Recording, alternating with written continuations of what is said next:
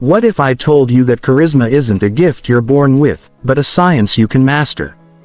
That the difference between people who command attention the moment they walk into a room and those who fade into the background isn't luck, genetics, or natural talent, but a set of specific learnable psychological triggers. Most people spend their entire lives believing that some individuals are just naturally magnetic while others are doomed to be forgettable. They think charisma is mysterious, that social skills are innate, and that you either have it or you don't. But here's the truth they don't want you to know. Every single person you consider naturally charismatic has mastered a system. They understand the psychological principles that make humans instinctively drawn to certain people and repelled by others. The most magnetic people in the world aren't lucky. They're strategic. They've cracked the code of human psychology and learned to activate specific triggers in every interaction. They know how to make their presence felt without saying a word. How to make people feel like the most important person in the room and how to become unforgettable in just minutes. This isn't about manipulation or fake charm. This is about understanding how the human brain is wired for connection and leveraging those natural patterns to become genuinely magnetic. By the time you finish this, you'll never walk into a room the same way again. You'll have the blueprint to transform from invisible to irresistible, from ignored to influential. Chapter 1. The magnetism myth that's keeping you invisible. Let's destroy the biggest lie you've been told about charisma. You've been programmed to believe that magnetic people are born different, that they have some mysterious quality you'll never possess. This is not just wrong, it's destructive. It's the exact mindset that keeps you trapped in invisibility while others effortlessly command attention and respect. The truth is that magnetism is a skill. And like any skill, it can be learned, practiced, and mastered. But here's where most people go wrong. They think being magnetic means being loud, extroverted, or constantly entertaining. They believe they need to be the center of attention, always talking, always performing. This couldn't be further from reality. Real magnetism has nothing to do with being the loudest person in the room. In fact, some of the most magnetic people are quiet, thoughtful, and deliberate in their interactions. What makes them magnetic isn't their volume. It's their presence. It's their ability to make others feel something powerful when they're around them. The most dangerous myth is that charismatic people are naturally confident and never feel nervous or insecure. This is complete nonsense. Every magnetic person has felt awkward, nervous, and out of place. The difference is they've learned to work with these feelings instead of being paralyzed by them. They've discovered that confidence isn't the absence of fear. It's acting powerfully despite feeling uncertain. Another destructive belief is that magnetism requires you to be fake or manipulative. People think that to be charismatic, you need to put on an act. Say what others want to hear or pretend to be someone you're not. This approach not only feels terrible, it's also completely ineffective. Authentic magnetism comes from being genuinely interested in others, not from trying to impress them. The real secret that magnetic people understand is that humans are hardwired for connection. We're social creatures who desperately want to feel understood, valued, and significant. The most magnetic people have learned to tap into these fundamental needs. They don't try to be interesting. They become interested. They don't seek to be impressive. They make others feel impressive. But here's what separates the truly magnetic from everyone else. They understand that every interaction is an opportunity to either add value to someone's life or drain energy from it. Most people are energy drains. They complain, gossip, seek validation, and make conversations about themselves. Magnetic people are energy sources. They listen actively, ask thoughtful questions, and make others feel energized after spending time with them. The psychological principle behind this is simple but powerful. Humans are naturally drawn to people who make them feel good about themselves. When you consistently make others feel valued, heard, and important, they begin to associate those positive feelings with your presence. This is how you become magnetic. Not through charm or wit, but through emotional impact. This is why trying to be impressive backfires. When you focus on how smart, funny, or successful you appear, you're making the interaction about you. But when you focus on making the other person feel valued and understood, you create a powerful psychological bond. They don't just remember what you said, they remember how you made them feel. The most magnetic people have also mastered the art of emotional regulation. They understand that your emotional state is contagious. If you're anxious, nervous, or insecure, others will unconsciously pick up on that energy and feel uncomfortable around you. But if you're calm, confident, and genuinely interested in others, that positive energy becomes magnetic. This doesn't mean you need to be artificially positive or hide your authentic emotions. It means learning to manage your internal state so that you're operating from a place of strength rather than neediness. When you're internally secure, others feel safe around you. When you're needy or desperate for approval, others instinctively pull away. Chapter 2. The Psychology of Instant Attraction and Why Most People Repel Others. Your brain makes decisions about people in milliseconds, long before conscious thought kicks in. This isn't opinion. This is neuroscience. Within the first 7 seconds of meeting someone, your subconscious mind has already categorized them as attractive or repulsive, trustworthy or suspicious, valuable or insignificant. Understanding this process is the key to becoming instantly magnetic. Most people are completely unaware of the psychological signals they're broadcasting. They walk into interactions focused on their own insecurities, worried about how they're being perceived, desperate to make a good impression. This internal focus creates exactly the opposite effect they're hoping for. Instead of appearing confident and attractive, they come across as needy and uncomfortable. The fundamental problem is that most people approach social interactions from a place of scarcity rather than abundance. They're thinking about what they can get from the interaction rather than what they can give. This mindset is instantly detectable and deeply unattractive. People can sense when someone needs something from them, and it triggers an unconscious resistance. Here's what happens in your brain when you meet someone operating from scarcity. Your mirror neurons pick up on their neediness. Your amygdala registers it as a potential threat to your energy, and your social brain automatically creates distance. You might not consciously know why you don't like someone, but your subconscious mind has already decided they're not safe to connect with. Contrast this with how your brain responds to someone operating from abundance. When someone is genuinely interested in you without needing anything in return. When they're comfortable with silence. When they seem content and secure in themselves. Your brain categorizes them as high value. You instinctively want to be around them more. The most repulsive behaviors all stem from this scarcity mindset. Constantly talking to fill silence. Asking questions just to keep the conversation going. Agreeing with everything someone says to avoid conflict. Name dropping to seem impressive. Checking your phone to appear busy. Fidgeting or displaying nervous energy. Interrupting to share your own stories. And seeking validation through compliments or reactions. Each of these behaviors broadcasts insecurity and neediness. They signal that you're not comfortable with yourself, that you need external validation to feel good, and that you're more focused on your own experience than on creating value for others. Magnetic people operate completely differently. They approach interactions from abundance, knowing they have value to offer without needing anything in return. This fundamental shift in mindset changes everything about how they show up in social situations. When you operate from abundance, you're comfortable with silence because you don't need to prove yourself through constant talking. You ask questions because you're genuinely curious, not because you're desperate to keep the conversation alive. You're willing to disagree or challenge ideas because you're not dependent on others' approval. You give your full attention without checking your phone because you understand that presence is a gift. This abundance mindset is based on a crucial understanding. You cannot control whether others like you, but you can control whether you add value to their lives. When you shift your focus from getting approval to giving value, everything changes. You become instantly more attractive because you're no longer needy. But here's the deeper psychology at work.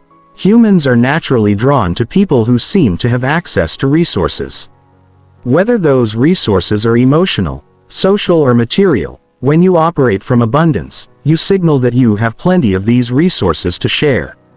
This makes you magnetic because people want to be around those who can elevate their experience.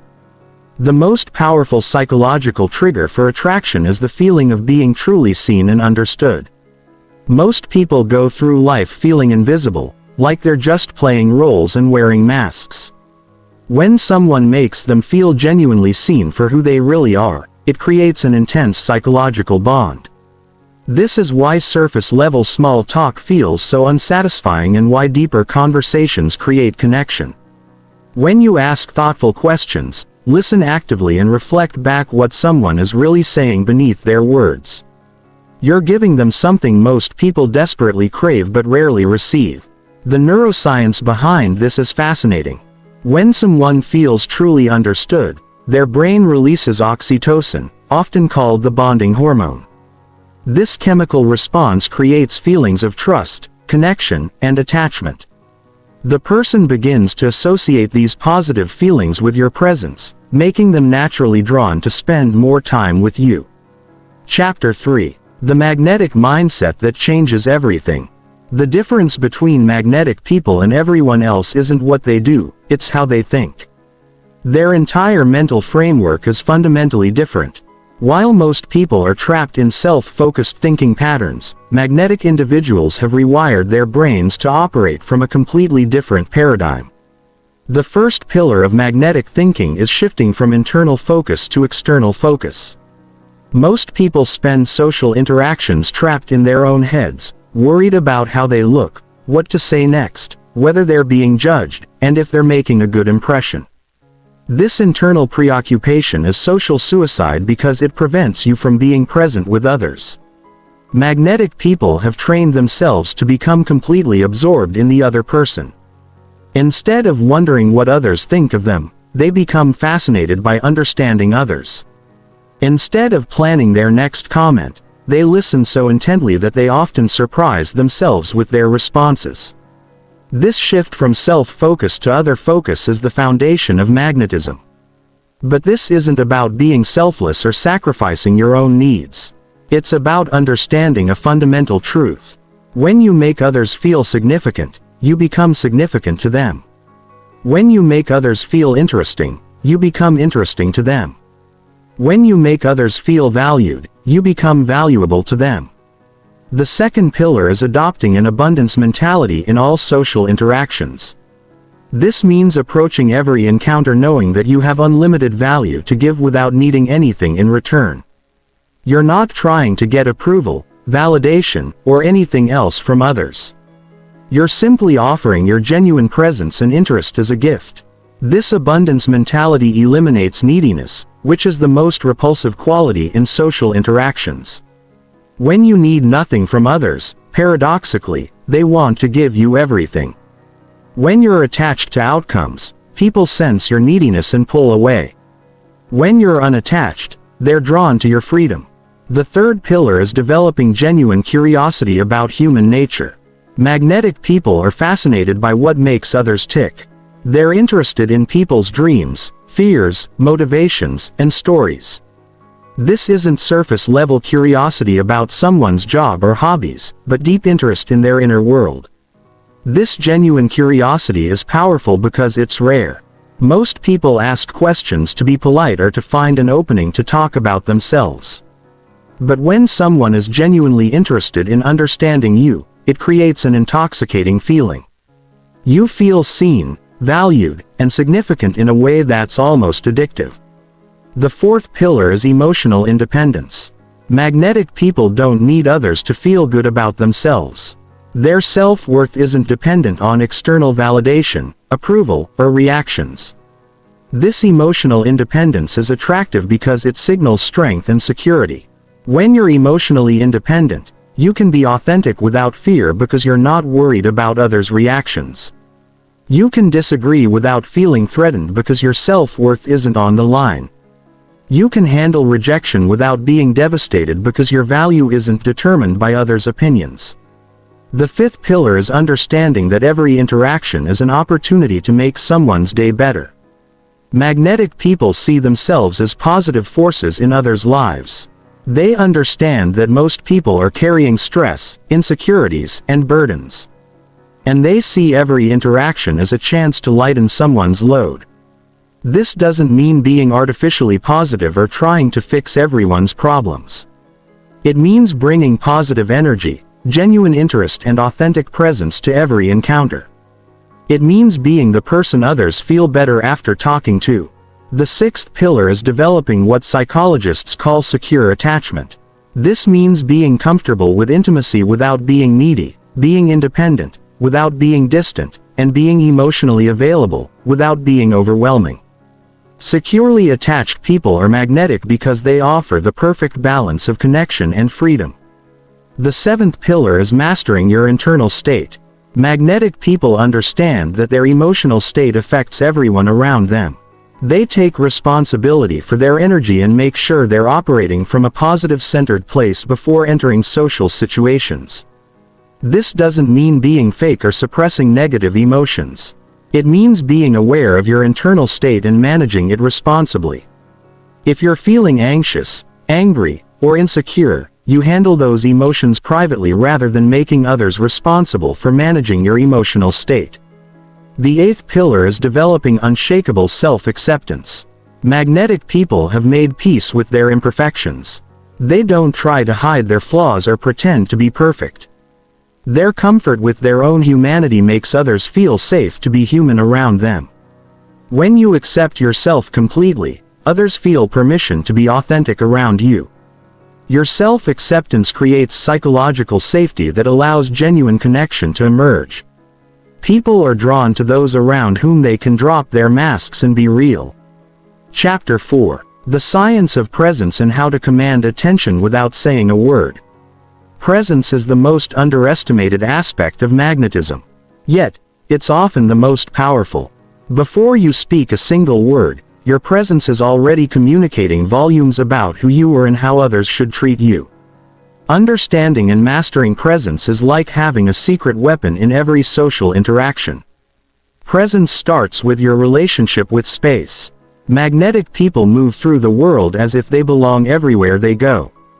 They don't apologize for taking up space. They don't shrink themselves to make others comfortable. And they don't move tentatively as if they're afraid of being noticed. They inhabit their body fully and move with quiet confidence. This isn't about being aggressive or dominating. It's about being comfortable in your own skin and owning your right to exist in any space.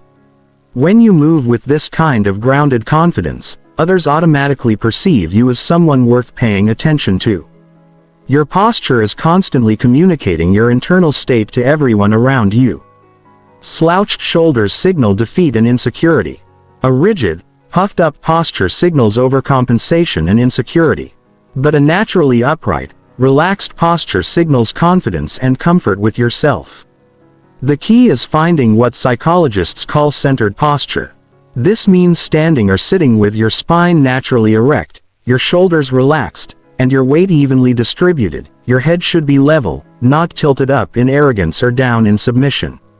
This posture naturally commands respect without appearing aggressive. Your breathing also affects your presence in ways most people never realize. Shallow, quick breathing signals anxiety and makes others unconsciously uncomfortable around you. Deep, slow breathing signals calm confidence and actually has a calming effect on others. Magnetic people breathe from their diaphragm, not their chest. This deeper breathing naturally slows their speech, lowers their voice, and creates a sense of groundedness that others find attractive. Practice breathing deeply and slowly, especially in social situations, and notice how it affects both your confidence and others' reactions to you. Eye contact is perhaps the most powerful tool for creating presence. But most people use it incorrectly. They either avoid eye contact out of insecurity or use too much in an attempt to appear confident. Magnetic people have mastered the art of comfortable natural eye contact that creates connection without intimidation. The secret is to maintain eye contact when the other person is speaking as a sign of respect and attention. Break eye contact occasionally when you're speaking to avoid seeming aggressive. And always return to eye contact when making important points. Your eye contact should feel natural and comfortable, not forced or intense. But true presence goes deeper than physical posture and eye contact. It's about being completely present in the moment rather than distracted by thoughts about the past or future. When you're fully present, others can feel it. They sense that they have your complete attention, which is incredibly rare and valuable in our distracted world. Most people are only partially present in conversations. Part of their mind is thinking about what to say next. Part is judging what the other person is saying. Part is worried about how they appear. And part is distracted by external stimuli. This scattered attention is noticeable and makes others feel unimportant. Magnetic people have trained themselves to be completely absorbed in the present moment. They're not thinking about their response while the other person is talking. They're not judging or evaluating. They're simply receiving and processing what's being shared with them. This complete presence is magnetic because it makes others feel truly heard and valued. Developing presence also requires mastering your relationship with silence. Most people are terrified of conversational pauses and rush to fill every moment with words. But silence can be incredibly powerful when used correctly. Comfortable silence signals confidence and allows space for deeper thoughts and emotions to emerge. Magnetic people are comfortable with pauses in conversation. They don't feel compelled to fill every moment with chatter. They allow silence to exist naturally, using it to create emphasis. Allow processing time and invite deeper sharing from others. Your energy level also significantly affects your presence. Low energy makes you forgettable and draining to be around. Manic, excessive energy makes you overwhelming and exhausting. Magnetic people have learned to maintain what psychologists call calm energy. A steady, positive vitality that's both engaging and sustainable. This calm energy comes from being genuinely interested in life and others without being dependent on external stimulation for excitement. You're enthusiastic but not desperate. Engaged but not overwhelming. Positive but not manic. The final aspect of presence is what researchers call embodied confidence.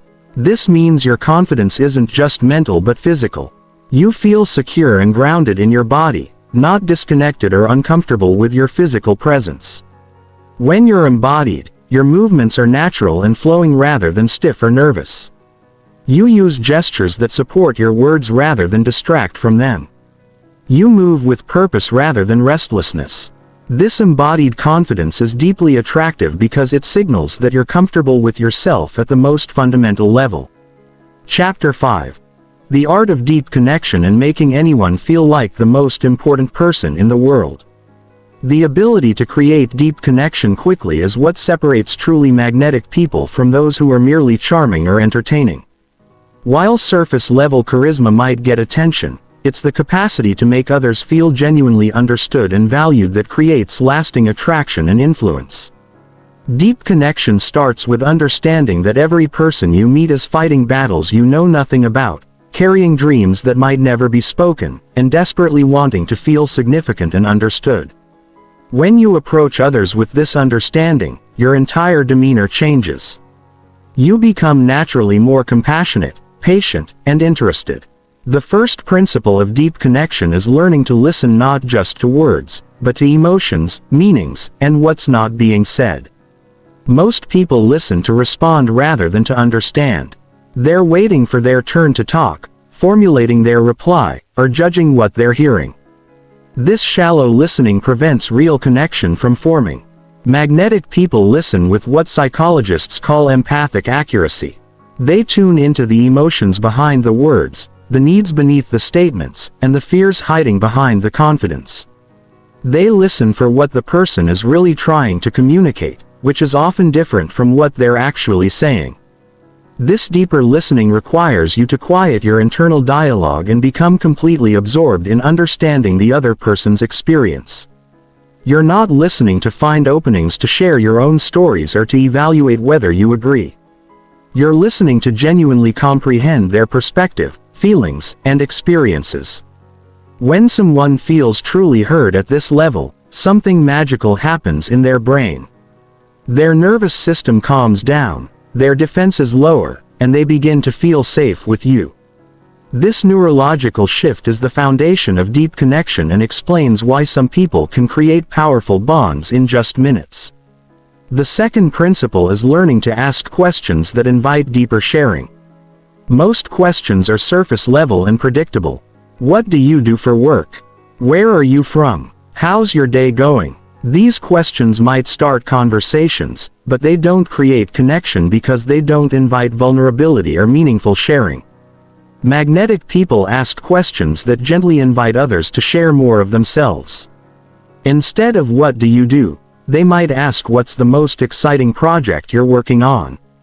Instead of "how was your weekend?" they might ask "what's the best part of your week been so far?" These subtle shifts invite more personal and meaningful responses, but the real art is in follow-up questions. When someone shares something meaningful, most people either change the subject or immediately share their own related experience. Magnetic people dig deeper with thoughtful follow-ups that show they're genuinely interested in understanding more. If someone mentions they're working on an exciting project, a surface-level response might be, "That's cool." Before changing topics, a deeper response might be, "What makes that project so exciting for you?" Or, "What drew you to that kind of work?" These follow-ups show genuine interest and invite more meaningful sharing.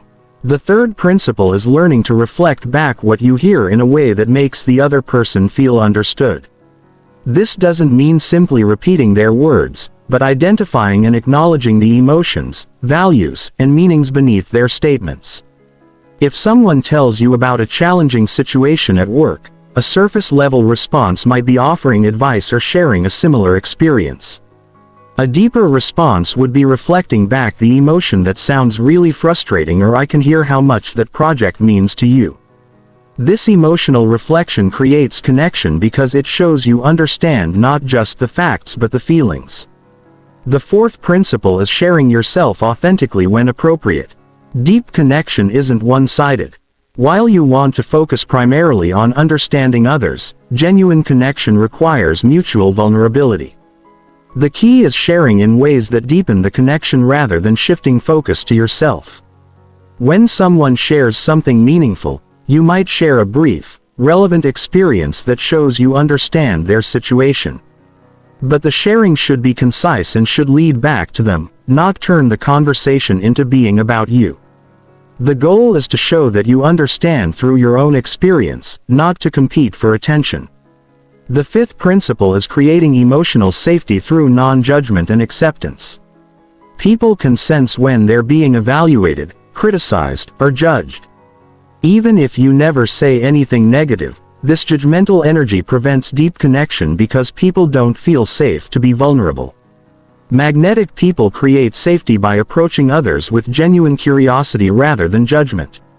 They're interested in understanding different perspectives rather than proving their own viewpoints. They make others feel accepted for who they are rather than who they think they should be. This doesn't mean agreeing with everything or having no opinions. It means separating understanding from agreement. You can completely understand someone's perspective while having a different view. When people feel understood rather than judged, they naturally want to spend more time with you. The final principle is recognizing and appreciating others' unique qualities and contributions. Everyone has something special about them, but most people go through life feeling ordinary and unnoticed. When you genuinely recognize and appreciate what makes someone unique, you give them a gift that most people rarely receive. This isn't about fake compliments or manipulative flattery. It's about genuinely noticing and acknowledging the qualities, perspectives, or experiences that make each person special. When you help someone feel special and appreciated, they associate those positive feelings with your presence, making you magnetic to them. Chapter 6. The Conversation Control System That Makes You Unforgettable. Most people think great conversations happen by accident, but magnetic individuals understand that memorable interactions follow specific patterns. They've mastered the art of conversation control, not through manipulation or domination, but through skillful guidance that makes others feel heard, valued, and energized. The foundation of conversation control is understanding that every interaction has an underlying emotional current. Surface-level conversations stay trapped in facts, opinions, and logical exchanges. Magnetic conversations tap into emotions, values, dreams, and deeper truths. The person who can guide conversations toward these deeper levels becomes unforgettable. The first technique is what psychologists call emotional labeling. Instead of staying on the surface of what someone says, you identify and acknowledge the emotion behind their words.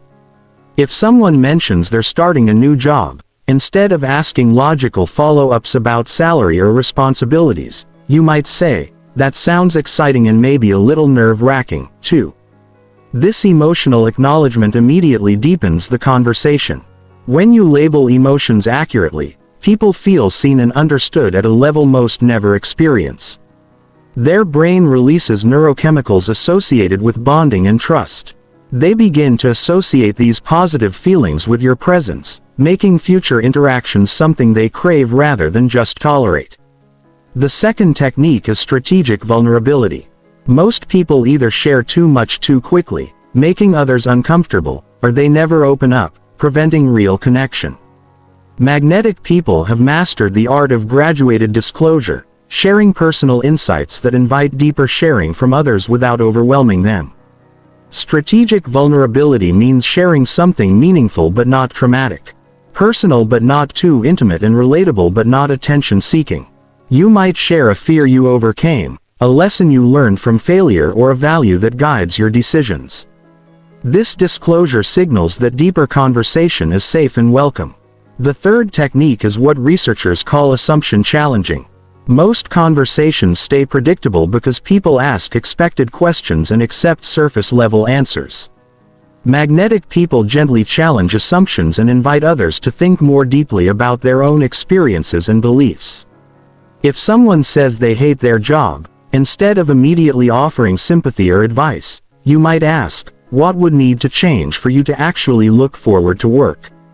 This type of question shifts the conversation from complaining to possibility, from problems to solutions, from victim mindset to empowered thinking. The fourth technique is masterful use of pauses and silence. Most people are uncomfortable with conversational gaps and rush to fill them with meaningless chatter. Magnetic people understand that strategic pauses create space for deeper thoughts and emotions to emerge. After someone shares something meaningful, instead of immediately responding, you pause for 2 to 3 seconds. This pause signals that you're truly considering what they've said rather than just waiting for your turn to talk. It also creates space for them to add more depth to their sharing, often revealing information they wouldn't have shared otherwise. The fifth technique is what psychologists call reframming statements. When someone shares a problem or challenge, instead of offering solutions or sympathy, you help them see their situation from a different perspective. This doesn't mean dismissing their concerns, but helping them discover new ways of thinking about their experiences. If someone complains about a difficult boss, instead of joining in the criticism, you might say, "It sounds like this situation is really testing your patience and communication skills. What do you think you're learning about yourself through this challenge?" This reframe shifts focus from victimhood to growth, from external blame to internal development. The sixth technique is active curiosity escalation. Instead of asking one question and moving on, magnetic people dig deeper with follow-up questions that show genuine interest in understanding the complete picture. Each question builds on the previous answer, creating a natural progression toward more meaningful sharing. This isn't interrogation, but genuine exploration. You're not asking questions to fill time or gather information, but because you're genuinely fascinated by this person's unique perspective and experience. This authentic curiosity is rare and magnetic because most people ask questions out of politeness rather than genuine interest. The seventh technique is emotional amplification. When someone shares something positive, you don't just acknowledge it and move on. You help them relive and expand on the positive emotion. If they mention an accomplishment, you might ask, "What was the exact moment you realized you had succeeded?" Or, "Who was the first person you wanted to share that news with?" This emotional amplification serves two purposes. It makes the person feel celebrated and valued, and it associates you with positive emotions. They begin to think of you as someone who makes them feel good about themselves and their accomplishments. The eighth technique is pattern recognition and insight offering. As you listen deeply to someone, you begin to notice patterns in their stories, values, and experiences. Magnetic people occasionally offer gentle insights about these patterns, helping others understand themselves better. You might notice that someone consistently chooses challenging projects and say, "I'm noticing something interesting about you. You seem drawn to situations that push you to grow. Is that something you do intentionally?" This type of insight makes people feel understood at a deeper level and positions you as someone who truly sees them. The final technique is conversation seeding. Throughout the interaction, you plant seeds for future conversations by asking about upcoming events, ongoing projects, or developing situations. This shows that you're interested in their life beyond this single interaction and creates natural reasons to reconnect. Instead of ending conversations with generic pleasantries, you might say, "I'd love to hear how that presentation goes next week." Or, "You'll have to tell me what you think of that book when you finish it." This forward-looking interest makes people feel valued and creates anticipation for future interactions. Chapter 7. The invisible influence system that makes people want to please you. True influence has nothing to do with force, manipulation, or aggressive persuasion. The most magnetic people understand that real influence comes from making others genuinely want to help you, support you, and be around you. This invisible influence system operates below conscious awareness, but creates powerful results. The foundation of invisible influence is understanding human psychology at its deepest level. People are motivated by their own interests, not yours. They make decisions based on emotions and then justify them with logic. They want to feel important, valued, and significant. When you align your requests with these fundamental drives, influence becomes effortless. The first principle is creating what psychologists call psychological ownership. When people feel like they've contributed to an idea or solution, they become emotionally invested in its success. Instead of presenting fully formed requests, magnetic people invite others to help shape and improve their ideas. Rather than saying, "I need you to help me with this project," you might say, "I'm working on this challenge and I value your perspective. What do you think would be the best approach?" This subtle shift makes the other person feel like a valued advisor rather than just someone being asked for a favor. The second principle is reciprocity activation. Humans have a deep psychological need to return favors and maintain social balance. But most people use reciprocity crudely by doing something and immediately asking for something in return. Magnetic people use reciprocity strategically by providing value first without any immediate requests. You might offer helpful information, make a valuable introduction, provide emotional support, or simply give genuine appreciation. You do this without keeping score or making the recipient feel indebted. Later, when you do need something, people are naturally inclined to help because they remember how you've added value to their lives. The third principle is social proof leveraging. People are more likely to comply with requests when they believe others like them have done the same thing. Instead of making isolated requests, magnetic people position their asks within the context of what similar others have done. Rather than saying, "Could you introduce me to Sarah?" you might say, "I've been hoping to connect with Sarah about her work in sustainability. I know you've introduced other people in your network to each other when there's a good mutual fit." This approach makes the request feel normal and socially acceptable rather than unusual or burdensome. The fourth principle is consistency commitment. People have a strong psychological drive to remain consistent with their previous commitments and stated values. Magnetic people gain influence by helping others see how their requests align with commitments or values the person has already expressed. If someone has mentioned they value innovation, you might frame a request by saying, "Given your passion for innovative approaches, I thought you'd be interested in this opportunity to try something completely new." This makes saying yes feel consistent with their identity rather than like a favor to you. The fifth principle is authority positioning. People naturally defer to those they perceive as experts or authorities in relevant areas. But magnetic people don't claim authority directly, which would seem arrogant. Instead, they demonstrate expertise through subtle storytelling and helpful insights. You might share a brief story about a similar situation you've handled. Offer a useful insight about the industry you work in or mention a lesson you learned from a relevant experience. This positions you as knowledgeable without appearing boastful, making others more likely to value your opinions and requests. The sixth principle is scarcity and uniqueness. People value things more when they perceive them as rare or limited. But crude scarcity tactics feel manipulative. Magnetic people create authentic scarcity by offering genuine value that is naturally limited.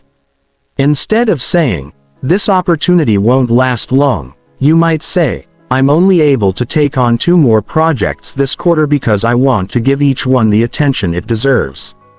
This creates scarcity based on your standards and capacity rather than artificial time pressure. The seventh principle is emotional state management. Your emotional state during requests significantly affects how others respond. If you're needy, desperate, or anxious, others unconsciously resist. If you're calm, confident, and genuinely interested in mutual benefit, others are naturally more receptive before making any request. Magnetic people ensure they're in the right emotional state. They're comfortable with the possibility of rejection, genuinely interested in creating value for the other person, and confident that their request is reasonable and beneficial. This inner state comes through in their tone, body language, and energy. The eighth principle is timing and context optimization. The same request can get completely different responses depending on when and how it's made. Magnetic people pay attention to others' moods, energy levels, and circumstances before making requests.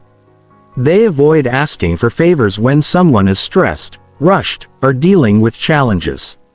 Instead, they wait for moments when the person is in a positive state, has time to consider the request properly, and is most likely to see the mutual benefits. This timing awareness dramatically improves their success rate. The ninth principle is what researchers call reason why psychology. People are more likely to comply with requests when they understand the reasoning behind them, even when the reason seems obvious. Adding a brief explanation makes requests feel more reasonable and thoughtful. Instead of simply asking, "Could you review this document?" you might say, "Could you review this document? I value your perspective on these types of projects and your feedback would help me make sure I'm not missing anything important." The added context makes the request feel more meaningful and personal. The final principle is graceful acceptance of all responses. How you handle rejection affects your future influence with that person. Magnetic people respond to no with understanding and appreciation rather than disappointment or pressure. They make it easy for others to say no, which paradoxically makes them more likely to say yes to future requests. Chapter 8. Body Language Mastery and the Silent Signals That Control Every Interaction.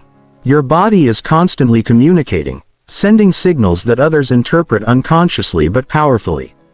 Most people are completely unaware of the messages they're broadcasting through their posture, gestures, facial expressions, and movement patterns.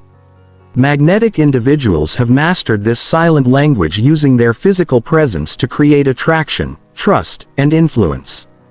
Understanding body language starts with recognizing that humans evolved to read physical signals for survival. Your ancient brain is constantly scanning others for signs of threat, dominance, submission, health, confidence, and emotional state. These assessments happen in milliseconds and strongly influence how others respond to you. The foundation of magnetic body language is what psychologists call centered presence. This means your physical being reflects inner confidence and stability. You're neither rigid with tension nor collapsed with insecurity. Your body naturally expresses the calm confidence of someone who belongs wherever they are. Centered presence begins with your relationship to gravity and space. Instead of fighting gravity by pulling yourself up artificially or surrendering to it by collapsing, you work with it by finding natural balance and alignment. Your spine is naturally erect without being stiff. Your shoulders are relaxed without being slouched. And your head is level without being raised or lowered. Your breathing directly affects your physical presence and the energy others perceive from you. Shallow, rapid breathing signals anxiety and creates tension that others unconsciously pick up on. Deep, slow breathing from your diaphragm signals calm confidence and actually helps others feel more relaxed around you. Practice breathing deeply and slowly, especially in social situations. This deeper breathing naturally slows your speech, lowers your voice pitch, and creates a grounded quality that others find attractive. Your breath is the foundation of your physical presence, affecting everything from your posture to your energy. Your relationship with eye contact reveals more about your inner state than any other single factor. Confident people make comfortable, natural eye contact that creates connection without intimidation. Insecure people either avoid eye contact entirely or use too much in an attempt to appear confident. The key to magnetic eye contact is making it feel natural and comfortable rather than forced or intense. Maintain eye contact when others are speaking to show respect and attention. Break eye contact occasionally when you're speaking to avoid seeming aggressive. Always return to eye contact when making important points or asking questions. But true eye contact mastery goes deeper than just looking at someone's eyes. It's about being present and genuinely interested in the person you're talking with. When your eye contact comes from authentic interest rather than social obligation, it becomes magnetic because others can feel the difference. Your hand movements and gestures either support your words or distract from them. Nervous excessive gestures signal anxiety and insecurity. Rigid, suppressed movement signals over control and tension. Natural, purposeful gestures that support your communication signal confidence and authenticity. The most magnetic people use gestures that flow naturally from their words and emotions. They don't think about their hand movements because they're focused on communicating effectively. Their gestures emerge organically from their engagement with the conversation and the people they're talking with. Your posture tells a complete story about your confidence, energy, and attitude. Collapsed posture signals defeat and low energy. Artificially rigid posture signals overcompensation and insecurity. Natural upright posture signals confidence and vitality without appearing aggressive or dominating. The secret is finding what feels naturally strong and comfortable for your body. Stand or sit with your spine naturally erect, your shoulders relaxed, and your weight evenly balanced. Your chest should be naturally open without being puffed out. And your head should be level and balanced on your spine. Your facial expressions are constantly communicating your internal state and attitude toward others. Tense, controlled expressions signal anxiety and emotional suppression. Artificially animated expressions signal insecurity and people-pleasing. Natural, responsive expressions signal emotional authenticity and presence. The most magnetic people have naturally expressive faces that respond authentically to what they're experiencing in each moment. They're not controlling their expressions to create an impression, but allowing their genuine responses to show appropriately. This authenticity is attractive because it signals emotional health and presence. Your movement patterns reveal your relationship with your own body and your environment. Jerky, nervous movements signal anxiety and discomfort. Overly controlled, rigid movement signals tension and overcontrol. Fluid, purposeful movement signals confidence and comfort with yourself. Practice moving with intention and grace. Whether you're walking across a room, reaching for something, or adjusting your position, move deliberately rather than nervously. This purposeful movement signals that you're comfortable in your body and confident in your environment. Your spatial awareness affects how others experience your presence. People who take up too little space signal insecurity and low status. People who take up too much space signal insecurity disguised as dominance. Magnetic people take up appropriate space naturally, neither shrinking nor expanding beyond what feels authentic. This means sitting or standing in ways that feel naturally comfortable without apologizing for your presence or trying to dominate others. You belong in any space you're in. And your body language should reflect this quiet confidence without being aggressive or inconsiderate. Your response to others' body language is just as important as your own. Magnetic people are skilled at reading and responding appropriately to others' physical signals. If someone seems closed off, they create more space. If someone seems anxious, they project calm. If someone seems energetic, they match their enthusiasm appropriately. This responsive body language shows that you're attuned to others and care about their comfort. It demonstrates social intelligence and empathy, making others feel understood and respected. This sensitivity to others' physical and emotional states is a key component of magnetism. The integration of all these elements creates what researchers call embodied confidence. This means your confidence isn't just mental but is expressed through every aspect of your physical presence. Your body, breath, movement, and energy all align to communicate authentic strength and attractiveness. Chapter 9. The rapport building system that creates instant trust and connection. Rapport is the invisible bridge that connects human beings at an unconscious level. When rapport exists, communication flows effortlessly. Trust develops naturally and influence becomes possible. Without rapport, even the most logical arguments and compelling presentations fall flat. Understanding and mastering rapport building is essential for anyone who wants to become truly magnetic. Rapport operates below conscious awareness through what neuroscientists call mirror neuron activation. When you're in rapport with someone, your brains literally synchronize. Your breathing patterns align, your vocal tones become similar. Your body language mirrors each other and your energy levels match. This neurological synchronization creates feelings of familiarity, safety, and connection. The foundation of rapport building is what psychologists call pacing and leading. You begin by subtly matching the other person's communication style, energy level, and emotional state. Once rapport is established, you can gradually lead them toward different states or behaviors. This process must be done naturally and authentically, never as obvious mimicry. The first level of rapport building is matching communication preferences. Some people process information visually and use phrases like, "I see what you mean," or, "That looks good to me." Others are more auditory and say things like, "That sounds right," or "I hear what you're saying." Still, others are kinesthetic and use phrases like, "That feels right," or "I can grasp that concept."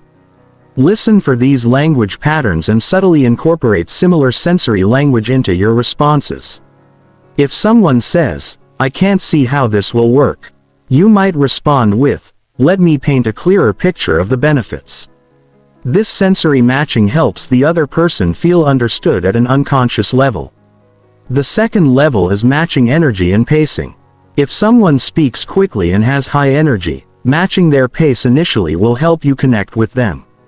If someone is more reflective and speaks slowly, respecting their tempo will create better rapport than trying to speed them up.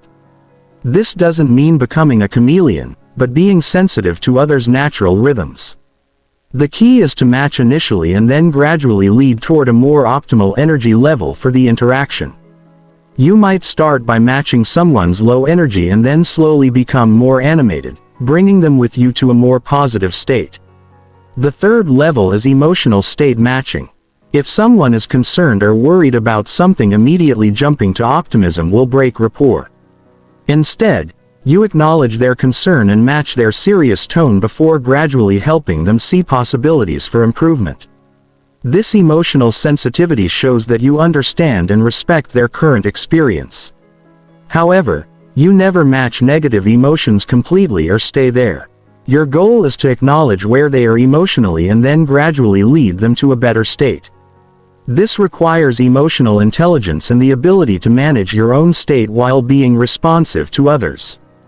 The fourth level is value and priority alignment.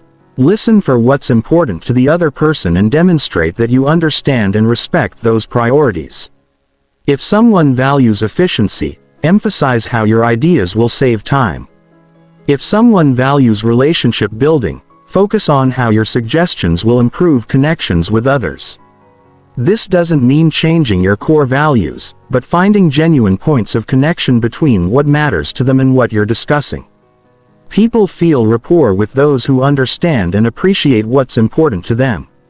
The fifth level is belief and worldview acknowledgement. While you don't need to agree with everything someone believes, acknowledging their perspective creates rapport. You might say, "I can understand why you see it that way." Or, "That perspective makes sense given your experience." This validation of their viewpoint creates safety for further discussion even when you disagree. You can create rapport by showing respect for their thinking process and acknowledging valid points within their position. This respectful disagreement actually builds more rapport than false agreement because it shows you're genuinely listening and considering their ideas. The sixth level is shared experience creation. Humans bond through common experiences, interests, or backgrounds. Listen for opportunities to discover genuine connections. Perhaps you've both traveled to the same place, faced similar challenges, or share common interests.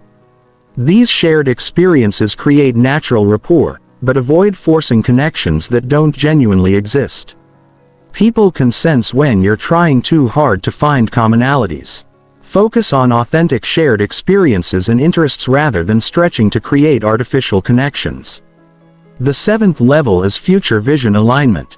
When you can help someone see how your ideas or suggestions align with their future goals and aspirations, powerful rapport develops. Instead of focusing only on immediate benefits, connect your proposals to their long-term vision and dreams. This requires understanding not just what they want now, but where they're trying to go in life or business. When you show genuine interest in their future success and demonstrate how you can help them achieve it, rapport moves beyond surface connection to deeper alliance. The eighth level is trust building through consistency. Rapport isn't just about initial connection, but maintaining trust over time. This means being reliable, honest, and consistent in your communications and actions. Every interaction either builds or undermines the rapport you've established. Follow through on commitments, communicate clearly and honestly, and be consistent in how you show up in the relationship. Trust develops slowly, but can be destroyed quickly. So protecting and nurturing the rapport you've built is essential for long-term influence and connection. The final level is what psychologists call unconscious competence in rapport building. This means rapport creation becomes so natural that you do it automatically without thinking about techniques or strategies. Your genuine interest in others and desire to create positive interactions naturally leads to rapport building behaviors. At this level, rapport building isn't something you do but something you are. Your authentic desire to understand, connect with, and add value to others' lives naturally creates the conditions for deep rapport and lasting relationships. Chapter 10. The difficult people strategy that turns enemies into allies. Every magnetic person eventually encounters difficult, hostile or challenging individuals. The difference between those who remain magnetic and those who lose their power is how they handle these challenging interactions. Instead of becoming defensive, argumentative, or withdrawn, truly magnetic people have developed strategies that often transform their most difficult encounters into their most powerful relationships. The foundation of handling difficult people is understanding that their behavior usually isn't about you, even when it feels personal. Difficult behavior typically stems from fear, insecurity, past hurt, unmet needs, or feeling misunderstood. When you can see beyond the surface behavior to the underlying human needs, you can respond in ways that often completely transform the interaction. The first strategy is what psychologists call emotional aikido. Instead of meeting aggression with counter-aggression or defensiveness, you redirect the energy by acknowledging the emotion behind the difficult behavior. If someone is angry, you don't defend against their anger, but acknowledge their frustration and try to understand its source. You might say something like, "I can see this situation is really frustrating for you. Help me understand what's most concerning about it." This approach often disarms difficult people because they expect resistance and argument when you respond with understanding instead of defense. It creates space for the real issue to emerge. The second strategy is refusing to take difficult behavior personally. This requires emotional maturity and self-awareness, but it's essential for maintaining your magnetism in challenging situations. When someone is rude, critical, or hostile, your natural reaction might be to defend yourself or counterattack. Magnetic people resist this impulse. Instead, they maintain curiosity about what's driving the difficult behavior. They ask themselves, what need isn't being met for this person, or what fear might be causing this reaction? This curiosity protects your emotional state and often leads to insights that help resolve the situation. The third strategy is finding the grain of truth in criticism or complaints. Even when someone is being unfair or overly aggressive, there's often a kernel of legitimate concern within their difficult behavior. Magnetic people look for this grain of truth and acknowledge it, which often diffuses the person's defensiveness. If someone angrily complains that you're always late, instead of defending your punctuality record, you might say, "You're right that being on time shows respect for others' schedules. I can understand why that would be frustrating." This acknowledgement often leads to more productive conversation about the real issues. The fourth strategy is setting clear boundaries with compassion. Being magnetic doesn't mean accepting abuse or allowing others to treat you poorly. It means setting boundaries in ways that maintain respect for both yourself and the other person. You can be firm about what behavior you will and won't accept while still treating the person with dignity. You might say, "I want to understand your concerns, but I need you to speak to me respectfully. Can we restart this conversation with that agreement?" This approach sets a clear boundary while keeping the focus on solving problems rather than winning arguments. The fifth strategy is using what negotiators call the power of acknowledgement. Difficult people often become more reasonable when they feel heard and understood. Before addressing any problems or offering solutions, make sure the person knows you've truly listened to their perspective. Repeat back their concerns in your own words. Acknowledge the emotions they're experiencing and validate any legitimate points they've made. Only after they feel fully heard should you begin addressing solutions or sharing your own perspective. The sixth strategy is reframing conflicts as problem-solving opportunities. Instead of seeing difficult interactions as battles to be won, magnetic people frame them as puzzles to be solved together. This shift from adversarial to collaborative thinking often transforms the entire dynamic of the interaction. You might say, "It seems like we both want this project to succeed, but we have different ideas about the best approach. How can we find a solution that addresses both of our concerns?" This collaborative framing invites cooperation instead of competition. The seventh strategy is what psychologists call strategic vulnerability. Sometimes sharing appropriate personal information can humanize you to difficult people and create unexpected connection. This doesn't mean oversharing or making yourself vulnerable to attack, but finding ways to show your humanity. You might share a brief story about a time you made a similar mistake. Acknowledge a limitation you have or express genuine appreciation for something the person does well. This vulnerability often disarms hostility because it's unexpected and shows you're not trying to be perfect or superior. The eighth strategy is patience and persistence. Transforming difficult relationships rarely happens in a single interaction. It requires consistently responding with maturity, understanding, and respect, even when the other person hasn't changed their behavior yet. This patience often eventually breaks through the other person's defenses. Many difficult people are testing whether you're genuine in your respectful approach or just putting on an act when you consistently respond with understanding and professionalism. Even difficult people often begin to trust and respect you. The ninth strategy is knowing when to disengage. While magnetic people are skilled at handling difficult situations, they also recognize when continued interaction isn't productive or healthy. Sometimes the most magnetic thing you can do is politely but firmly remove yourself from a toxic situation. This disengagement should be done with grace and respect, leaving the door open for future positive interaction if the person chooses to change their approach.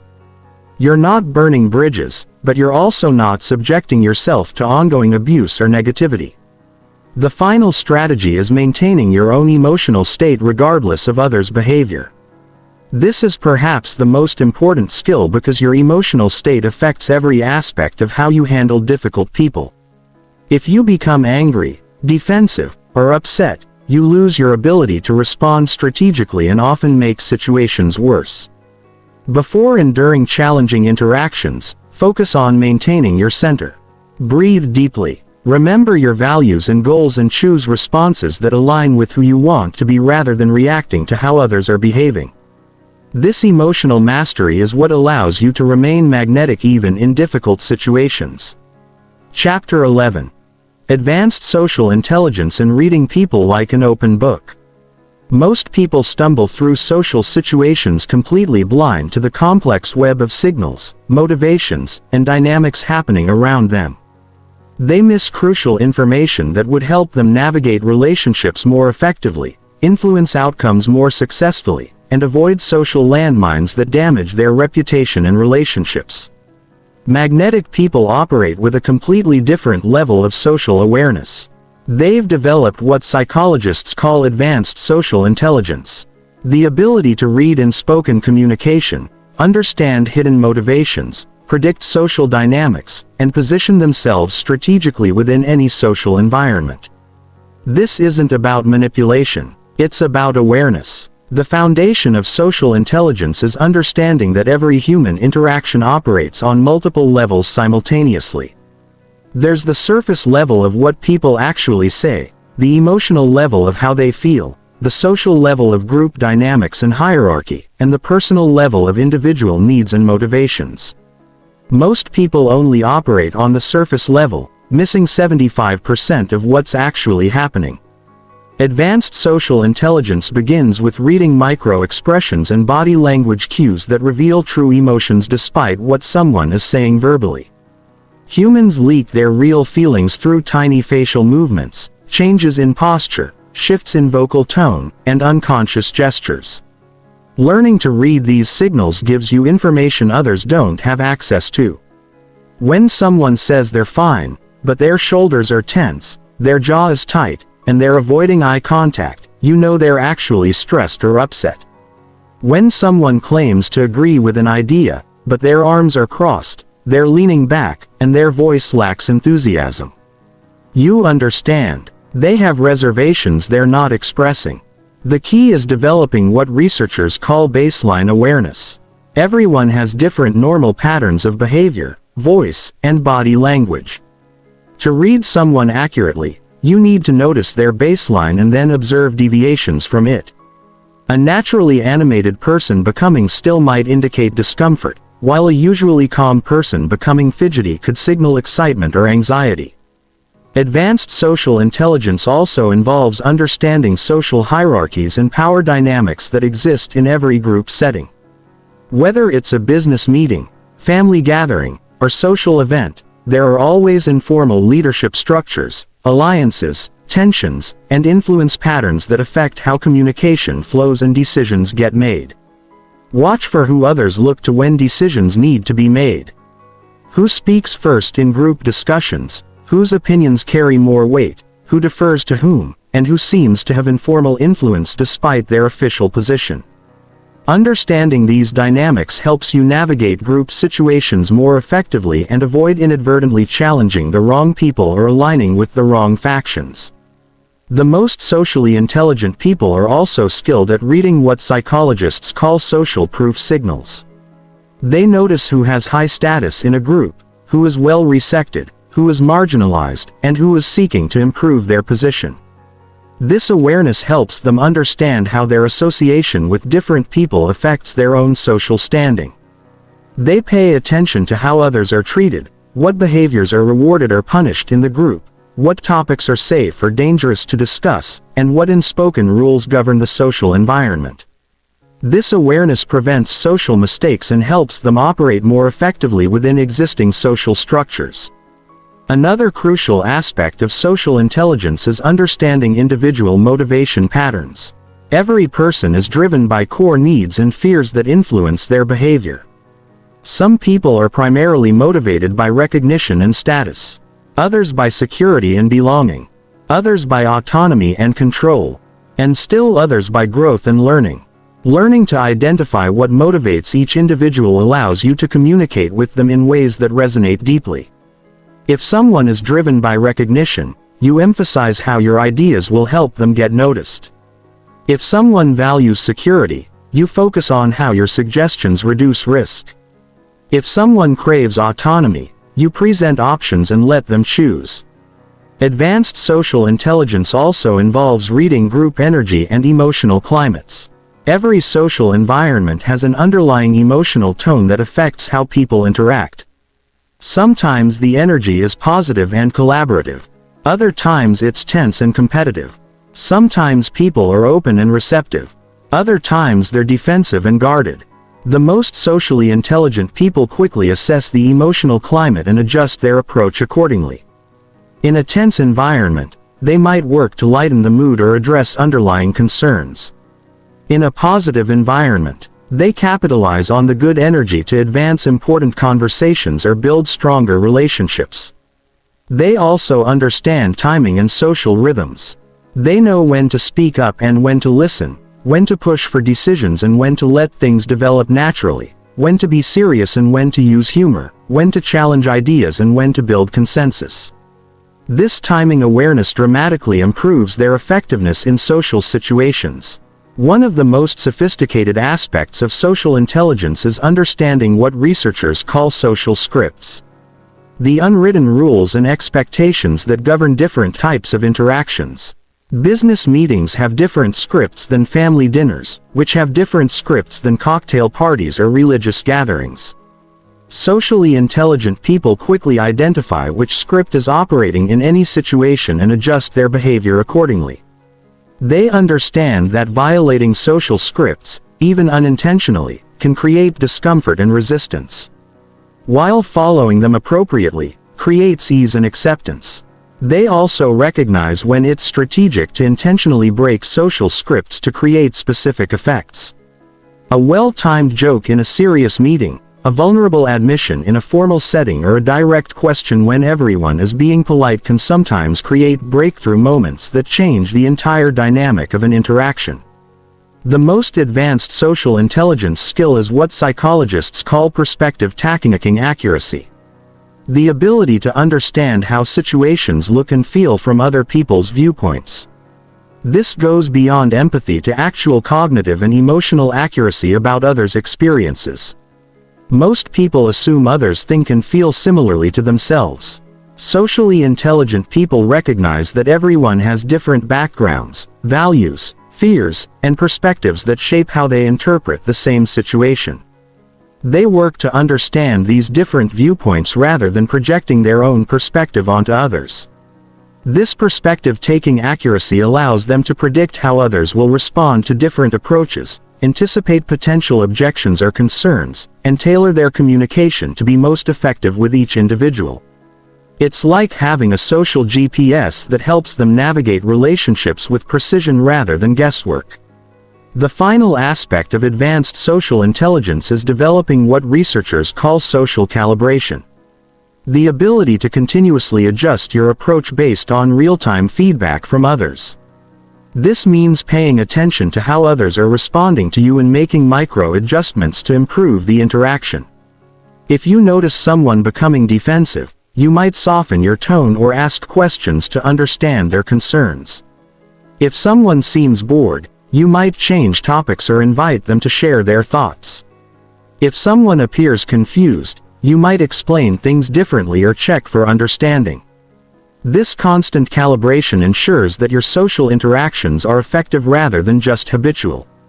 You're not just going through social motions, but actively working to create the outcomes you want while ensuring others feel comfortable and valued in the process. Chapter 12. The Magnetic Lifestyle Design That Makes Attraction Effortless. Becoming magnetic isn't just about what you do in social situations. It's about who you become as a person. The most attractive individuals have designed their entire lives around principles and practices that naturally create magnetism. Their attractiveness isn't performance or technique. It's the authentic expression of how they live and think every day. The foundation of magnetic lifestyle design is understanding that attraction flows from abundance, not neediness. When your life is full of purpose, growth, relationships, and experiences that you genuinely value, you naturally become someone others want to be around. You're not seeking validation or trying to fill voids through social interaction. You're sharing the overflow of a rich, meaningful life. This abundance mindset affects every aspect of how you show up in relationships. Instead of wondering what others can do for you, you're naturally thinking about what you can offer them. Instead of needing approval, you're comfortable being yourself. Instead of fearing rejection, you're secure in your own worth. This internal abundance is magnetic because it's rare and refreshing. The first pillar of magnetic lifestyle design is developing genuine expertise and passion in areas that matter to you. Magnetic people are typically very good at something and genuinely passionate about their interests. This isn't about becoming impressive for others, but about developing yourself in ways that create authentic confidence and give you interesting things to contribute to conversations. Whether it's professional skills, hobbies, creative pursuits, or intellectual interests, having areas where you're knowledgeable and passionate makes you naturally more interesting to be around. People are drawn to those who have depth and expertise because they can learn something valuable from the interaction. But the key is authentic passion, not calculated impression management. You develop expertise because you're genuinely interested and want to grow, not because you think it will make you more attractive. This authentic motivation comes through in how you share your interests and makes others want to learn from you. The second pillar is maintaining physical and mental health as a foundation for sustainable magnetism. You cannot be consistently magnetic if you're constantly tired, stressed, unhealthy, or mentally overwhelmed. Your physical and emotional state affects your energy, mood, presence, and ability to focus on others. This means taking responsibility for your sleep, nutrition, exercise, stress management, and mental health. Not because you want to look good for others, but because you want to feel good and operate at your highest level. When you feel genuinely good physically and mentally, that positive energy naturally attracts others. Regular exercise, adequate sleep, healthy nutrition, stress management practices, and mental health maintenance aren't just personal benefits, they're social advantages. When you feel strong, energetic, and mentally clear, you naturally show up better in all your relationships and interactions. The third pillar is cultivating a rich social life. That doesn't depend on any single person or group for fulfillment. Magnetic people have diverse social connections and aren't desperate for attention from any particular individual because their social needs are being met through multiple relationships and activities. This social abundance eliminates neediness and desperation that repel others. When you have a full, satisfying social life, you can be genuinely interested in new people without being clingy or demanding. You can invest in relationships without being attached to specific outcomes because your overall social needs are already being met. Building social abundance requires intentionally nurturing multiple types of relationships, participating in group activities and communities that align with your interests, maintaining friendships across different areas of your life, and regularly meeting new people through various activities and events. The fourth pillar is developing what psychologists call emotional independence. The ability to feel good about yourself and your life regardless of others' opinions or treatment of you. This doesn't mean being isolated or uncaring about relationships. But it means your core emotional stability doesn't depend on external validation. Emotionally independent people are magnetic because they bring positive energy to interactions without needing others to manage their emotional state. They can handle disagreement, rejection or criticism without falling apart because their self-worth is internally generated rather than externally dependent. This emotional independence comes from developing a strong sense of personal values and identity. Building confidence through achievement and growth. Maintaining supportive relationships that provide emotional security and developing practices that help you maintain emotional equilibrium regardless of external circumstances. The fifth pillar is creating a lifestyle that regularly exposes you to new experiences, people, and opportunities for growth. Magnetic people are interesting because they're constantly learning, exploring, and evolving. They have stories to tell, insights to share, and perspectives that have been shaped by diverse experiences. This doesn't necessarily mean expensive travel or extreme adventures, though those can certainly contribute. It means saying yes to new opportunities, being curious about different types of people and experiences, challenging yourself to learn new skills or explore new interests, and generally approaching life with openness and enthusiasm for growth. The variety and richness of your experiences directly affects how interesting you are to others. People are drawn to those who can share fascinating stories, offer unique perspectives, and introduce them to new ideas or ways of thinking. The sixth pillar is developing what researchers call contribution consciousness, a genuine desire to add value to others' lives and make a positive difference in the world. Magnetic people are often involved in work, hobbies, or volunteer activities that contribute to something larger than themselves. This sense of purpose and contribution creates natural confidence and makes you genuinely interesting to others. When you're passionate about making a difference, people want to hear about it and often want to support your efforts. Your sense of purpose becomes attractive because it demonstrates that you're thinking beyond just your own immediate gratification. Whether through professional work, volunteer activities, creative projects, or personal relationships, finding ways to regularly contribute to others' well-being and success makes you naturally magnetic because it demonstrates character and creates positive energy around you. The seventh pillar is maintaining what psychologists call growth mindset, the belief that you can continue developing your abilities, improving your skills, and evolving as a person throughout your life. This growth orientation keeps you curious, humble, and open to feedback, all of which are attractive qualities. People with growth mindsets are magnetic because they're constantly becoming more interesting versions of themselves. They ask thoughtful questions, listen to learn rather than to judge, and are willing to admit when they don't know something. This humility and curiosity creates psychological safety that makes others comfortable being authentic around them. The eighth pillar is creating and maintaining personal standards for how you want to live and how you want to treat others.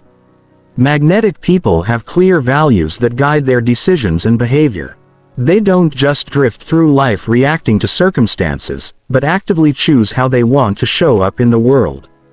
These personal standards create natural confidence and self-respect that others find attractive. When you know what you stand for and consistently live according to your values, you develop an inner strength and authenticity that draws others to you. Your standards might include how you treat people regardless of their status, how you handle conflicts and disagreements, what quality of work you produce, how you take care of your commitments, and what kinds of behavior you accept from others in your relationships. The final pillar is developing what researchers call social generosity, a genuine inclination to help others succeed, feel good about themselves, and achieve their goals. This isn't about being used or giving without boundaries, but about naturally looking for ways to add value to others' lives. Socially generous people are magnetic because interactions with them leave others feeling better about themselves and their possibilities.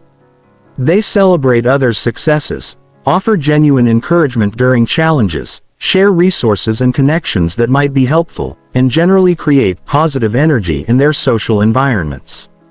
This social generosity must be authentic rather than calculated.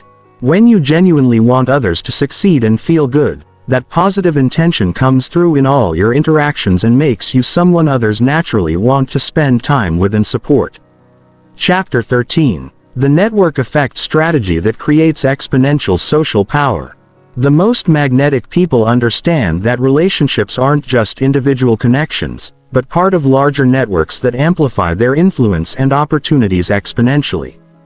They think strategically about how to build and nurture networks that create value for everyone involved while positioning themselves as valuable connectors and resources within those networks. Understanding network effects begins with recognizing that your social influence isn't just determined by how many people you know, but by how well connected those people are and how much value flows through your relationships. One connection to a highly influential, well-connected person can be more valuable than dozens of connections to isolated individuals. But network thinking goes beyond just connecting with influential people. The most powerful networks are built on mutual value creation, where everyone benefits from the connections and everyone is motivated to maintain and strengthen the relationships. This requires thinking about how to create value for others, not just what you can get from them. The foundation of strategic networking is understanding different types of social capital and how they compound over time. Bonding capital comes from strong, close relationships with people who know and trust you deeply. Bridging capital comes from connections across different groups, industries, or social circles.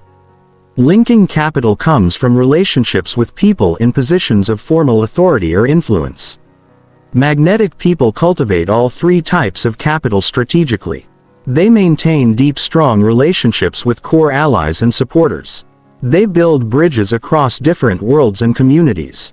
And they develop appropriate relationships with people in positions of influence and authority. This diversified approach creates a robust network that serves multiple purposes. The first principle of magnetic networking is leading with value rather than need. Instead of approaching relationships thinking about what you can get, you focus on what you can give. This might be sharing useful information, making valuable introductions, offering skills or expertise, providing encouragement and support, or simply being a positive presence in others' lives. When you consistently add value to your network, people begin to think of you as a resource and want to maintain the relationship. They also become naturally inclined to help you when you do have needs because they've experienced your generosity and want to reciprocate. But leading with value must be authentic and sustainable. You can't give more than you have indefinitely. And you shouldn't give in ways that create resentment or drain your own resources. The key is finding ways to add value that feel natural and energizing for you rather than forced or burdensome. The second principle is becoming what networking experts call a super connector. Someone who actively helps others in your network connect with each other when it makes sense. This role is incredibly powerful because it makes you valuable to everyone in your network and positions you at the center of value creation. When you introduce two people who can help each other, both of them appreciate you for the connection.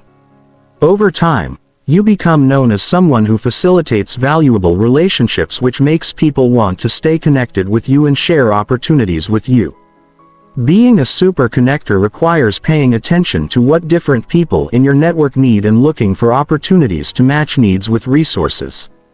It also requires being thoughtful about introductions, making sure both parties would genuinely benefit from the connection rather than just introducing people randomly. The third principle is maintaining consistent, appropriate contact with your network over time. Relationships decay without regular communication. But the key is finding ways to stay in touch that feel natural and valuable rather than forced or self-serving. This might include sharing articles or resources that would interest specific people, congratulating people on achievements or milestones, checking in during challenging times, inviting people to relevant events or opportunities, or simply reaching out periodically to see how they're doing and what they're working on. The most effective network maintenance feels like genuine relationship building rather than calculated contact management. You're staying in touch because you care about these people and want to maintain the relationship, not because you're following a systematic networking strategy. The fourth principle is strategic positioning within existing networks and communities. Instead of just collecting individual relationships, magnetic people think about how to become valuable members of existing groups and communities where natural networking happens organically. This might include professional associations, industry groups, alumni networks, hobby communities, volunteer organizations, or social clubs. By becoming an active contributing member of these groups, you naturally develop relationships with other members and gain access to their extended networks. The key is choosing groups strategically based on your interests and goals, but then participating authentically once you join. People can sense when someone is only participating to network versus genuinely caring about the group's purpose and activities. The fifth principle is developing what researchers call weak tie strength. The ability to maintain relationships with people you don't see frequently, but who might become important connections in the future. Research shows that many opportunities come through weak ties rather than strong relationships.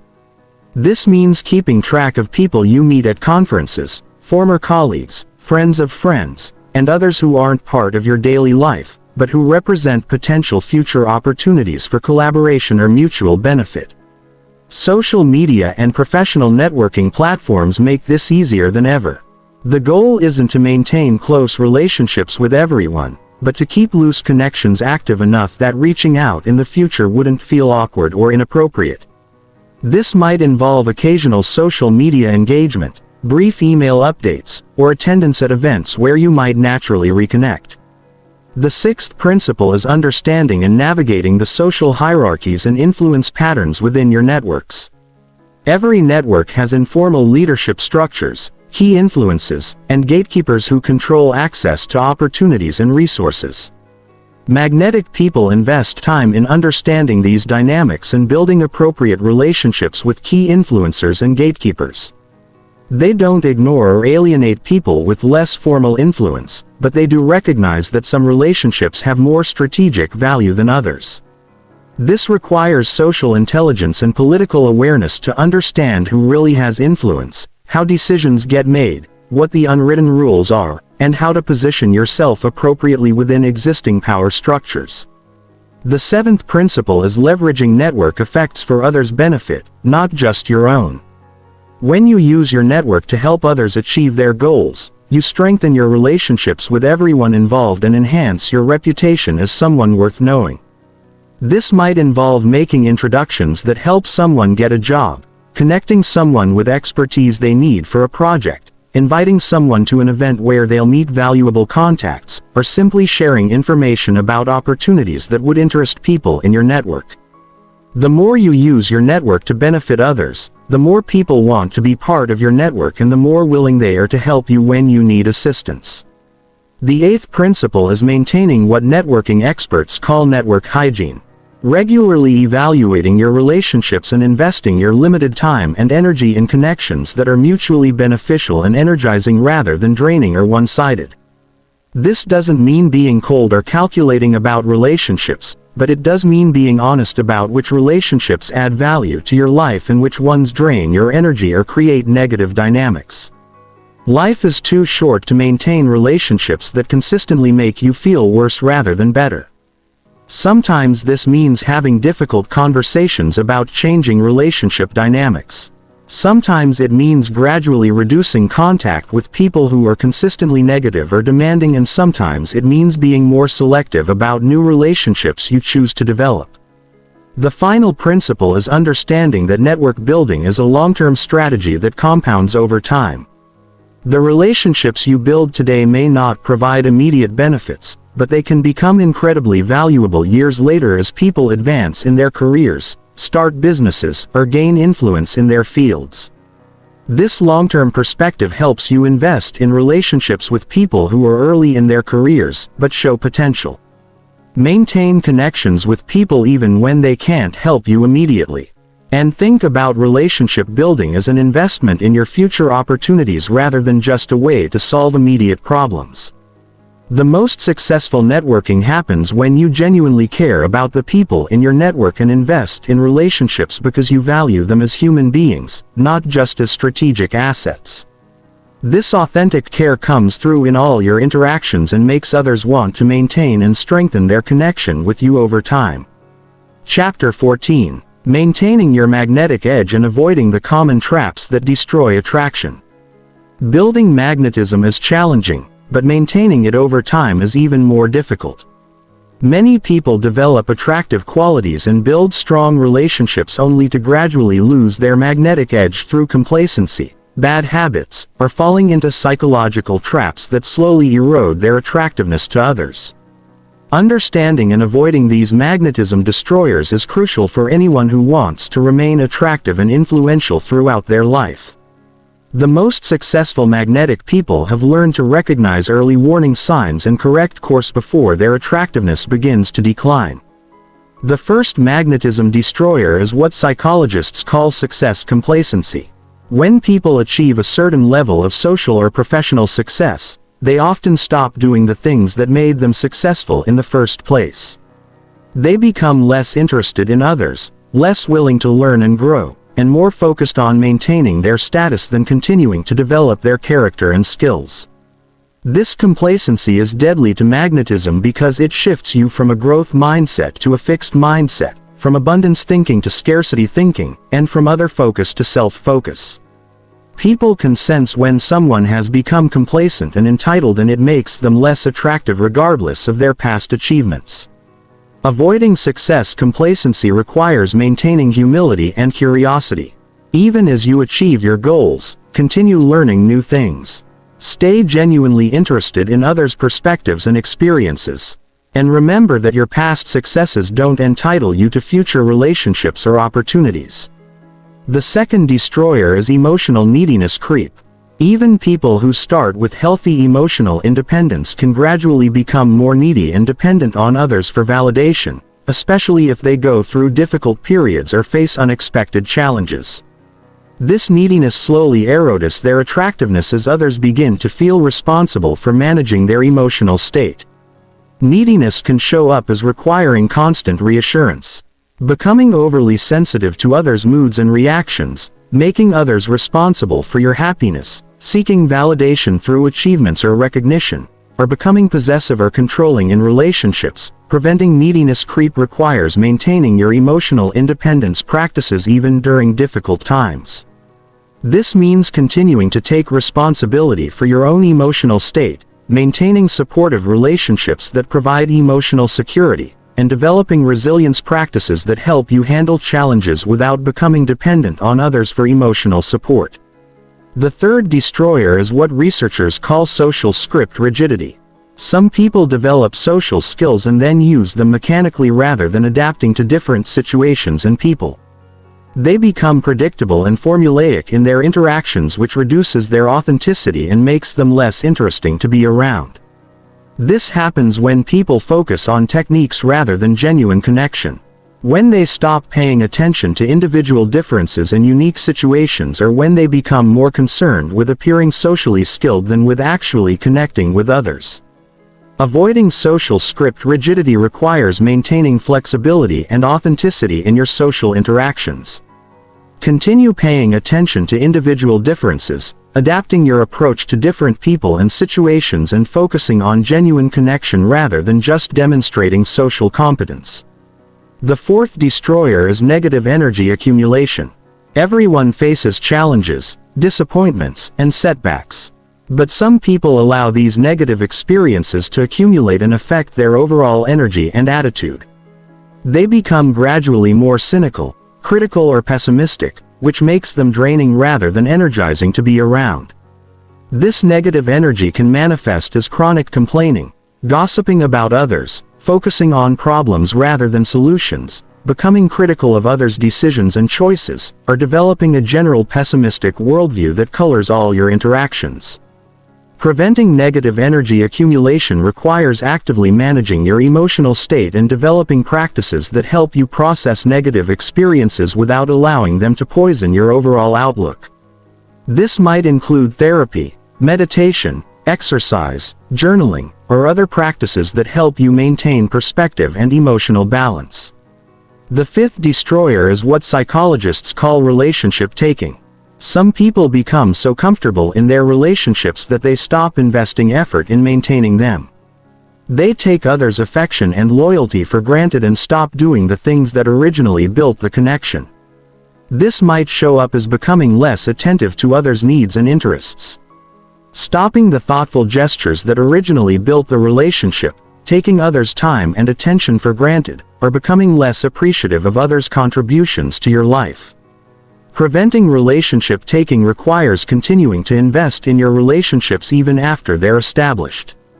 This means regularly expressing appreciation, continuing to show interest in others' lives and goals, and never taking others' loyalty and affection for granted. The sixth destroyer is what researchers call influence corruption.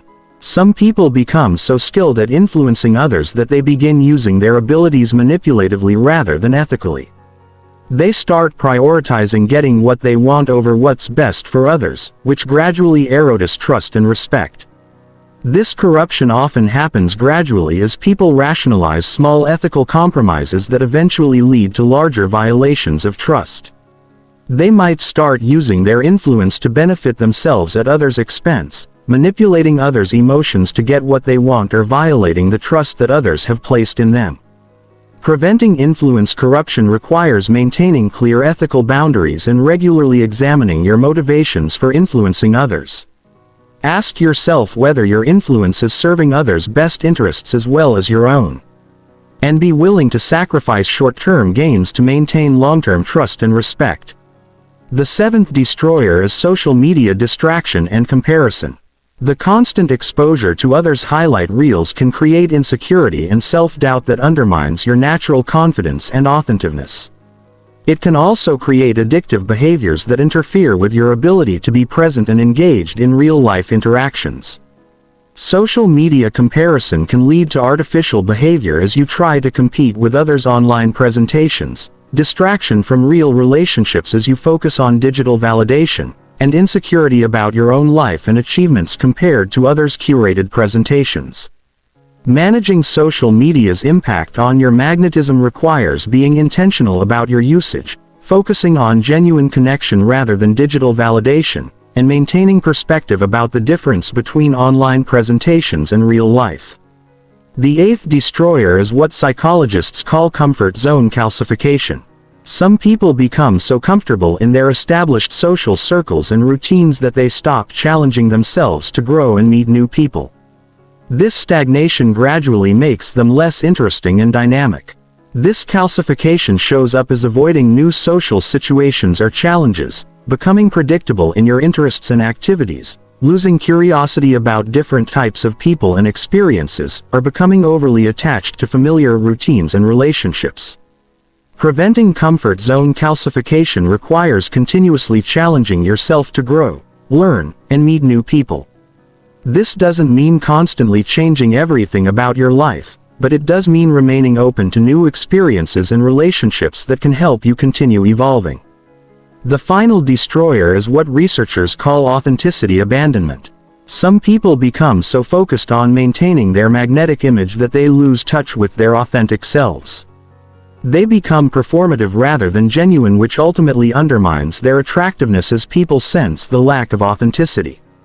This abandonment happens when you prioritize others' approval over your own values and preferences. When you become more concerned with appearing attractive than with being true to yourself, or when you lose sight of what actually matters to you in pursuit of social success. Maintaining authenticity while developing magnetism requires staying connected to your core values and identity throughout your social development.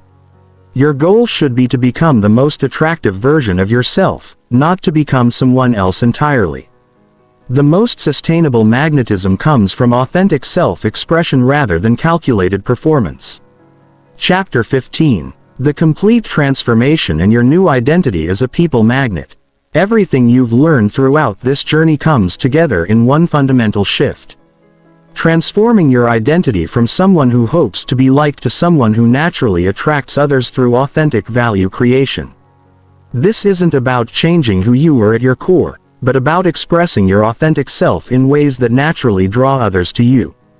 True magnetism isn't a performance you put on or a set of techniques you use. It's who you become when you integrate all these principles into your natural way of being.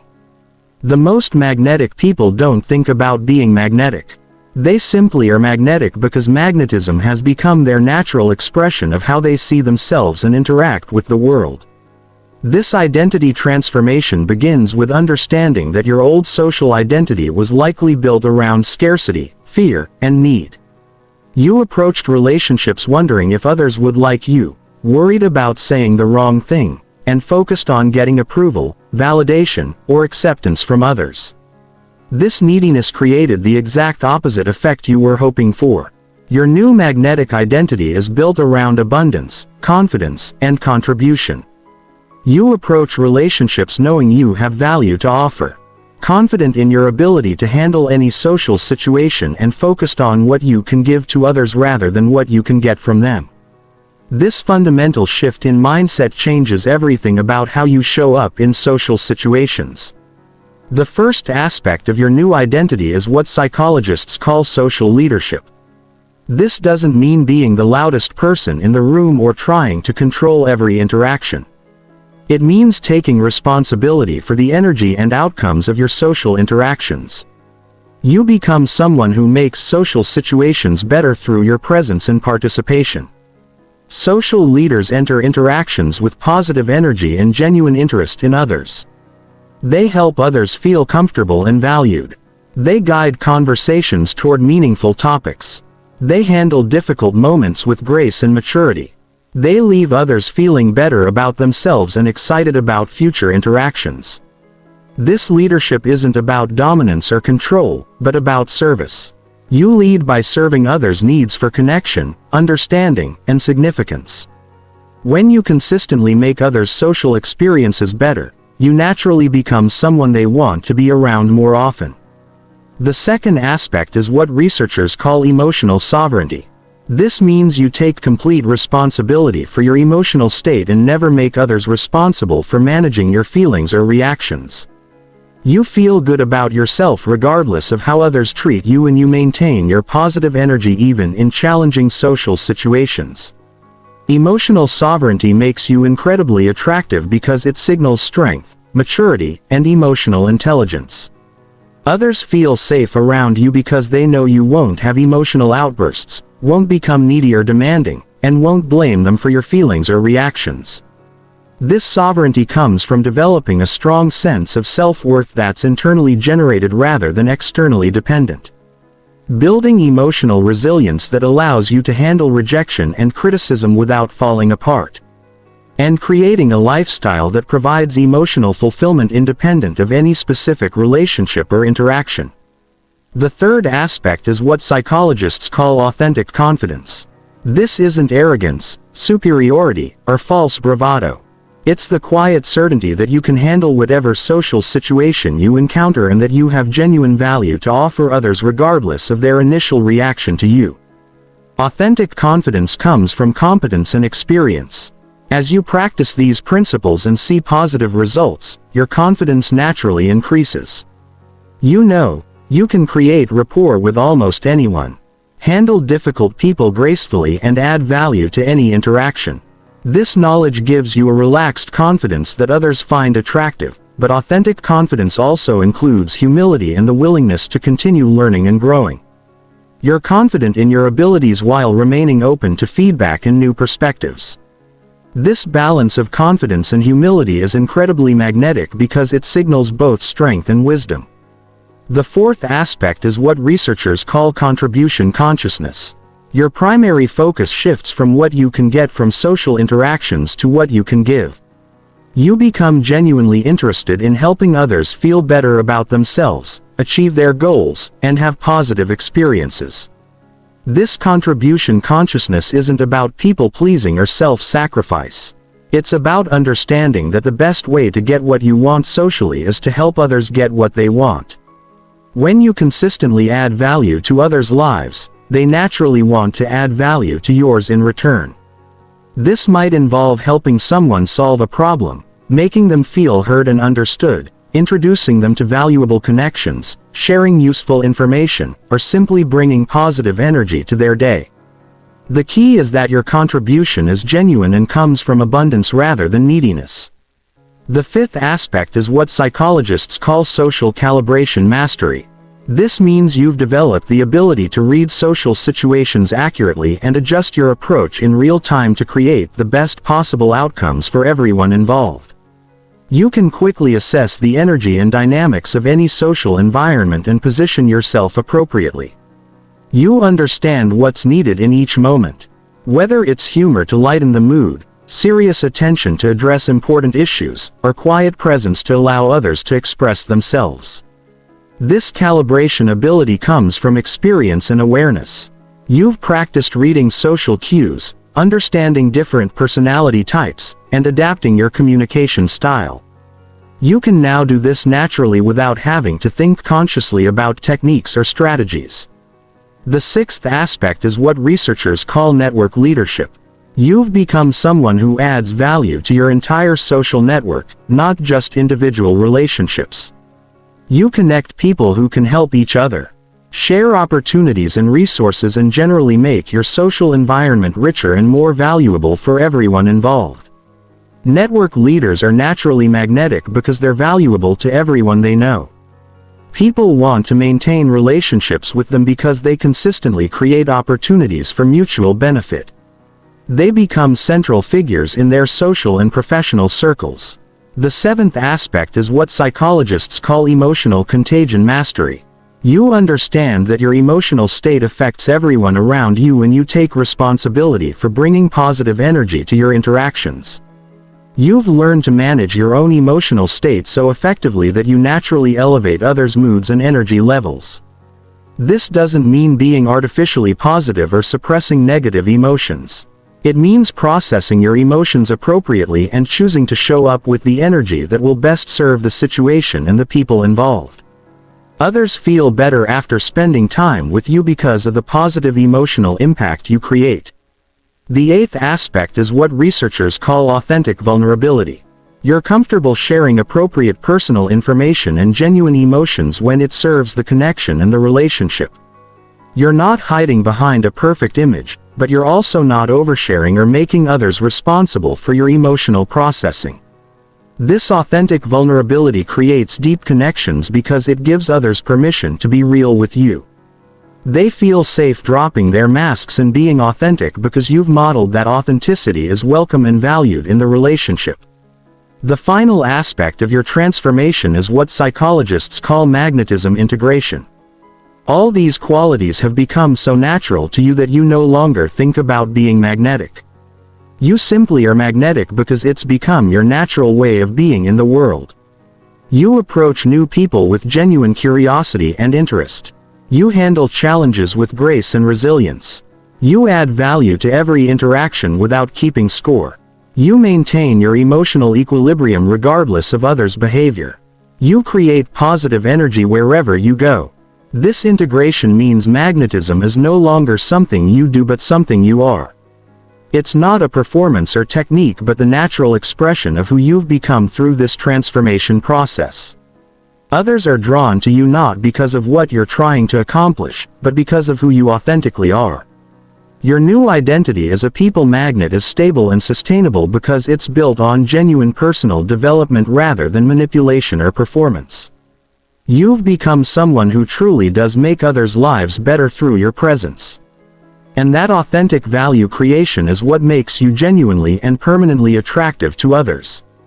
This transformation affects every area of your life. Your personal relationships become deeper and more satisfying. Your professional relationships become more productive and beneficial. Your social experiences become more enjoyable and meaningful. Most importantly, you feel more confident, authentic, and fulfilled because you're expressing the best version of yourself in all your interactions. The journey to becoming a people magnet is ultimately a journey to becoming the most attractive version of your authentic self. When you complete this transformation, you'll discover that the magnetism you've developed isn't something separate from who you are, but the natural expression of your best qualities shared generously with the world around you.